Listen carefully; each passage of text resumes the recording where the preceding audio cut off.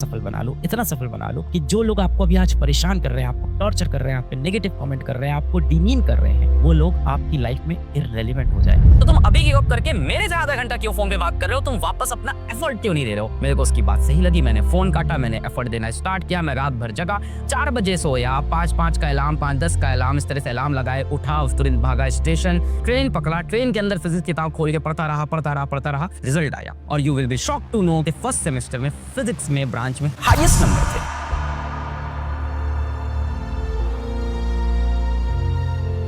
आपने तैयारी शुरू की, भारी मेहनत की, आप कमरे में बैठ के पढ़ाई किए, पसीना बहा, आप अकेले बैठ के रोए, आपका साथ देने वाला कोई नहीं था। लास्ट में आप सेलेक्ट नहीं हुए, लोग आपसे क्या पूछेंगे? ये कहेंगे किया ही क्या तुमने भाई, करी क्या लिया तुमने आज तक, यही पूछेंगे ना। आज भी आपके पिताजी या हो सकता है आपके पड़ोसी या कोई ना कोई ऐसा नेगेटिव इंसान आपके पास होगा, आपका सबसे करीबी इंसान होता है, वो आपसे आके यही बोल देता है आज तक तुमने किया ही क्या है। बेटा अभी आप उसको जवाब मत दीजिए, एकदम शांत हो जाइए, अभी जवाब देने की कोई जरूरत नहीं है, टाइम आएगा तब जवाब देंगे। शेर की दहाड़ से ज्यादा ना उसकी खामोशी का खौफ होता है ना। उनसे बोल दीजिएगा कि आपका तो अभी सिर्फ वक्त आया है, हमारा पूरा दौर आएगा, टाइम आएगा। अपने अंदर की आग को अपने अंदर दबा के रखो। और मैं बिल्कुल नहीं बोलता हूँ कि आपको बदला नहीं लेना है, और बदला लेने का सबसे अच्छा तरीका होता है बेटा सफलता। आप अपने आप को इतना सफल बना लो, इतना सफल बना लो कि जो लोग आपको अभी आज परेशान कर रहे हैं, आपको टॉर्चर कर रहे हैं, आप पे नेगेटिव कमेंट कर रहे हैं, आपको डिमीन कर रहे हैं, वो लोग आपकी लाइफ में इररेलेवेंट हो जाए, वो लोग आपके साथ एक फोटो खिंचवाने को तरस जाए, वो लोग आपकी लाइफ में आपके लिए मैटर ना करें। बदला लेने का सबसे आसान,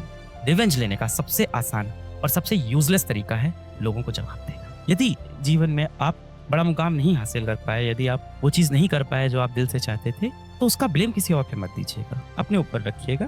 ब्रेव होते हैं वो लोग जो असल में अपनी गलतियों को एक्सेप्ट कर लेते हैं कि हाँ मेरे अंदर कुछ कमी रही होगी, मेरी ही कुछ गलती रही होगी जिसकी वजह से नहीं हो पाया था। और इसको भगवान का फैसला माना करिए, ये माना करिए कि भगवान का ये फैसला है, ऊपर कोई भी एक ताकत है जिसका ये फैसला है, पर उससे डिप्रेस नहीं होना है ना। जिंदा होने का एक ही तो मतलब है, लगातार कम बैक करते रहना। डिस्ट्रैक्शन बहुत है बेटा आपकी जिंदगी में, सर ने जैसे भी बोला, आप बस इतने डिस्ट्रैक्शन है, मोबाइल फोन लेके बैठोगे, आप व्हाट्सएप लेके बैठोगे, आप इंस्टाग्राम लेके बैठोगे और लग जाओगे आप मैसेज करना कि इसको मैसेज कर दूं, इससे बात कर लूं, ये मेरे साथ हो जाए, वो मेरे साथ हो जाए। बेटा आप याद रखना, सफल इंसान के साथ हर कोई रहना चाहता है, असफल इंसान के साथ कोई रहना नहीं चाहता है। यही जीवन का कड़वा सच है। लोग कहते हैं ना कि किसी की जेब भरी हो ना हो, उसका दिल साफ होना चाहिए, सिर्फ कहने की बात है बेटा। सच्चाई यही है कि दुनिया यही देखती है आपकी जेब भरी है कि नहीं, आप किस ओहदे पे बैठे हो, आप किस घर में रहते हो, आप कैसी गाड़ी चलाते हो। यही दुनिया की कड़वी सच्चाई है, यही दुनिया का गंदा सच है बेटा। जिन लोगों को आप लगातार मैसेज कर रहे हो ना, जिनके रिप्लाई का आप वेट करते हो, जिनको लगातार मैसेज करते हो, जिनके पीछे आप पड़ गए हो, जिनको आपको लगता है कि आप उनसे बहुत बेतहाशा प्यार करते हो, किसी के आप बेटा उतना ही हो ना जितना वो आपका है। एक बार देख लो कि वो आपको इतना सीरियसली ले रहे हैं कि नहीं ले रहे, कि आप यूं ही अपना कीमती समय, अपना कीमती जीवन, ये जो समय जीवन में बीत रहा है, ये एक ही बार आएगा, दूसरी बार नहीं आना। ये कीमती समय आप सही इंसान को दे रहे हो कि गलत इंसान को दे रहे हो? कहीं आप बेवजह तो नहीं लगे हो किसी के पीछे? कहीं आप ऐसे इंसान के पीछे तो नहीं लगे हो जो आपके लिए इतना टाइम ही नहीं निकालता हो, जो आपको इतनी वैल्यू नहीं देता हो, अपना काम पढ़ने पे आपका इस्तेमाल करके निकल जाता हो? इस तरह के लोगों के पीछे डिस्ट्रैक्ट मत हो। मैं बिल्कुल अगेंस्ट नहीं हूँ कि आप प्यार मोहब्बत करो, आपका कोई साथी हो। साथी होने का मतलब ये नहीं होता है कि दिन भर हमें बातचीत करनी है। साथी मतलब का ये नहीं होता है कि हमें साथ में रोज घूमने जाना है। साथी मतलब का ये होता है कि हम दोनों अपने अपने गोल की तरफ बढ़े, ताकि दिल से हम खुश रहें। अगर आप एक दूसरे को सच में प्यार करते हो ना, तो एक दूसरे का समय नहीं खराब करोगे, वरना आप दोनों आगे डिप्रेस हो जाओगे, आपस में लड़ोगे, अपनी गलतियों के लिए दूसरे को दोषी बनाओगे, और उससे आपके बीच में लड़ाई होगी और रिश्ता भी आपका खत्म हो जाएगा। रिश्ता भी तभी अच्छा चलता है ना बेटा जब आप दिल से खुश रहो, आप अपनी मंजिल की तरफ पहुंचो। तो सबसे इंपॉर्टेंट है इस टाइम अपने लक्ष्य को चेस करना। जो व्यक्ति उसमें आपकी मदद कर रहा हो वो व्यक्ति सही है। ऐसा व्यक्ति नहीं जो समय पड़ने पे आपको मैसेज करता हो, अपना काम निकालता हो, अपने काम की चीजें आपसे करा लेता हो, फिर आपसे बात से गायब हो जाता हो। भाई जब उसे काम निकालना ना, तब वो आपको सेकंड्स में रिप्लाई करता था। जब आपका काम पड़ा तो घंटों तक रिप्लाई नहीं आ रहे हैं। जब उसे काम पड़ता था तो पैराग्राफ में मैसेज आ रहे थे। आपका काम पड़ा तो शब्दों में रिप्लाई आ रहे हैं। ऐसे लोगों से आपको दूर होना है बेटा। और आपको लगता है ना ये व्यक्ति मेरे साथ हमेशा रहेगा, ये मेरे साथ कभी नहीं छोड़ेगा, बेटा कोई आपका साथ कितना भी देना, आपसे बेटर ऑप्शन जिस दिन किसी को मिलेगा ना, वो आपको छोड़ के चला जाएगा। ये जिंदगी भी एक दिन साथ छोड़ के चली जानी है। ये पराए लोग क्या चीज है। Get serious for your aim, for your ambition. एक दिन आप सफल हो गए ना, सारी दुनिया आपके अगल बगल बेटा घूमेगी। असफलता हमेशा अनाथ होती है, और सफलता को गोद लेने वालों की कमी नहीं है बेटा इस दुनिया में। इस संदर्भ में मेरे पास अपनी एक बहुत पुरानी कहानी है, 7 साल पुरानी कहानी है मेरे बीटेक के फर्स्ट ईयर की। हो सकता हो आपको थोड़ा सा मोटिवेट कर सके इस समय। जब मैं स्कूल में था 11th-12th में, तो मेरा फेवरेट सब्जेक्ट फिजिक्स था। फिजिक्स से मुझको बहुत प्यार था, बहुत मोहब्बत थी, और मेरे को ऐसा फील होता था कि मेरी फिजिक्स बहुत स्ट्रांग है। आगे आके पता चला कि ठीक ही थी, और हमेशा सीखना होता है लाइफ में। फिर मैं कॉलेज गया फर्स्ट ईयर में, अगस्त के अंदर मेरा कॉलेज में एडमिशन हुआ, और 5 सितंबर को शाम को मेरे घर से कॉल आया कि अलग पापा हॉस्पिटल में एडमिट हैं। मैं उसी टाइम वहां से निकला, मैंने टेम्पो ली, ऑटो ली और मैं पहुंचा बस अड्डे, क्योंकि ट्रेन का शेड्यूल समझ में नहीं आ रहा था, और बस से रातों रात हॉस्पिटल पहुंचा 2 बजे। इसके बाद मेरे फादर हॉस्पिटल में वहां से 1-1.5 साल एडमिट रहे, कभी हॉस्पिटल कभी घर, कभी हॉस्पिटल कभी घर लगा रहा। 2 मेजर सर्जरीज हुई और उसके बाद आज पापा काफी ठीक है। बट इस पीरियड के अंदर मेरा बीटेक का पहला सेमेस्टर आया। पहला सेमेस्टर मतलब बीटेक में 6-6 महीने पे एग्जाम होते हैं। अच्छा, बीटेक के फर्स्ट ईयर के जो सब्जेक्ट्स होते हैं वो क्लास 11-12 के ही सब्जेक्ट्स होते हैं काफी कुछ। For example BTech first year का सब्जेक्ट होता है मैकेनिक्स फिजिक्स से आया, फिर फिजिक्स अपने आप में एक सब्जेक्ट होता है, केमिस्ट्री एक सब्जेक्ट होता है, इंग्लिश एक सब्जेक्ट होता है। तो काफी सब्जेक्ट ऐसे थे जो आपने 11-12 में पढ़ रखे थे और वहीं से टॉपिक उठाया जाता था और थोड़ा सा और एडवांस लेवल की तरफ जाते थे। तो फर्स्ट ईयर के पेपर सामने थे और मैं कभी कॉलेज आता था कानपुर, कभी वापस घर जाता था इलाहाबाद। कॉलेज मेरा कानपुर में था, घर मेरा इलाहाबाद। कॉलेज जाना पड़ता था क्योंकि अटेंडेंस का ध्यान देना है, और घर आना पड़ता था क्योंकि पापा का ध्यान देना है। तो इन दोनों के बीच में फंसा था और मेरे सेमेस्टर आ गए, और सेमेस्टर के समय भी कुछ ऐसा माहौल था कि पापा हॉस्पिटल में ही थे।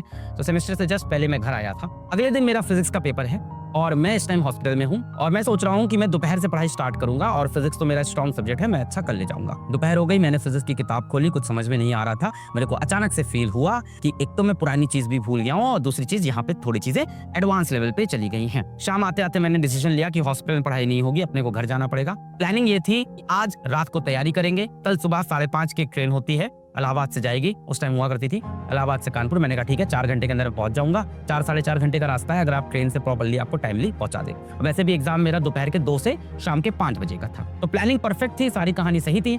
मैं घर पहुंचा, मैंने रात को पढ़ाई करना स्टार्ट किया 6 बजे से 7 बजे से 8 बजे से, और मैं लग गया रात को 11:30-12 बजे, और मुझे फील हो गया कि ये पेपर तो क्या। मैंने डिसीजन ले लिया कि मैं ये पेपर छोड़ दूंगा, और मैं इस बार पहली बार लाइफ में फिजिक्स का पेपर छोड़ रहा हूँ, मैं कोई पेपर पहली बार छोड़ रहा हूँ। इतना बड़ा डिसीजन, क्योंकि मेरी हिम्मत टूट चुकी थी, मुझे अपनी मंजिल अब दिखाई नहीं पड़ रही थी। मैंने अपने दोस्त को कॉल किया, उसका नाम अनुराग है, अनुराग से मैंने बात की और हमने रैंडम टॉपिक से बात की दुनिया भर की। फिर लास्ट में मैंने उसको बताया कि अनुराग मैं कल का पेपर छोड़ रहा हूँ अपने कॉलेज का, और वो बहुत शौक था कि अलग तुम स्कूल में पढ़ने में इतने अच्छे थे, तो हमेशा से इतने अच्छे रहे, तो ये क्या हुआ। मैंने कहा मैं तैयारी नहीं की समय पे, मेरे पापा हॉस्पिटल में थे, वो एक एक्सक्यूज कह लो, जो भी कह लो, रीजन कह लो, पर मैंने तैयारी नहीं की है। तो उसने मेरे को बड़ी अच्छी चीज बताई, उसने ये बोला कि तुम अभी गिव अप क्यों कर रहे हो, पेपर नहीं हुआ है, और जब तक पेपर नहीं हुआ है तब तक तुम्हारे पास समय बाकी है, तो तुम अभी गिव अप करके मेरे से आधा घंटा क्यों फोन पे बात कर रहे हो, तुम वापस अपना एफर्ट क्यों नहीं दे रहे हो। मेरे को उसकी बात सही लगी, मैंने फोन काटा, मैंने एफर्ट देना स्टार्ट किया। मैं रात भर जगा, 4 बजे सोया, 5:05 का अलार्म, 5:10 का अलार्म, इस तरह से अलार्म लगाए, उठा, तुरंत भागा स्टेशन, ट्रेन पकड़ा, ट्रेन के अंदर फिजिक्स किताब खोल के पढ़ता रहा। कॉलेज पहुंचा, हॉस्टल गया, 10-11 बजे, 2 बजे पेपर है। हॉस्टल जाके मैंने 5th यूनिट पढ़ी, जो कि शायद रिलेटिविटी पे थी, रिलेटिविस्टिक मैकेनिक्स, कुछ नहीं समझ में आता था, तो मैंने उसके सारे इंपॉर्टेंट पॉइंट्स पढ़ना स्टार्ट किए। मेरे को समझ में आया कि जो चैप्टर्स मुझे आते हैं उनको मैं रिवाइज कर लेता हूँ, थोड़ा अच्छा कर लेता हूँ, जो मेरे स्ट्रॉन्ग थे। जो मुझे नहीं आते मैं उसके फॉर्मूले पढ़ता हूँ, उसके प्रीवियस ईयर क्वेश्चंस को एनालाइज कर लेता हूँ, सारे प्रीवियस ईयर क्वेश्चंस ध्यान से देखे, अच्छे से देखे, उनके सोल्यूशन समझे, और मैं चला गया पेपर देने। बाहर निकला, मेरा पेपर ठीक हुआ था, एंड शॉकिंगली ब्रांच के टॉपर्स ने भी ये बोला कि फिजिक्स पेपर बहुत हार्ड है। सभी ने ये बात एक्सेप्ट की। मेरे को समझ में नहीं आया, मुझे ये समझ में आ गया था मैं पास हो जाऊंगा। मैं घर आ गया, रिजल्ट आया, और you will be shock to know कि मेरे बीटेक के फर्स्ट सेमेस्टर में फिजिक्स में ब्रांच में हाईएस्ट नंबर थे। दिस इज अ फैक्ट, मेरे हाईएस्ट नंबर थे 100 में थे 86 हाईएस्ट होता है वहाँ पे। और दूसरी शॉकिंग बात ये थी कि 86 के बाद जो सेकंड हाईएस्ट था वो 80 था, 6 नंबर का मेरे पास लीड था। और मेरे बहुत अच्छे दोस्त जो आज की डेट में साइंटिस्ट हैं, उनके 36, 44, 54 नंबर थे। What does that mean? That means you should never give up. Last moment तक एफर्ट देना जरूरी है। देखो, लास्ट मोमेंट में हमारे पास 2 रास्ते होते हैं, जो अनुराग की इस कॉल ने मुझको समझाया। एक रास्ता होता है कि उस टाइम मैं गिव अप करके दुनिया भर की बातें करता और पेपर छोड़ देता और तैयारी भी नहीं करता, और दूसरा रास्ता था कि बचे हुए समय में मैं अपनी मंजिल पे ध्यान देता और लगातार मेहनत करता।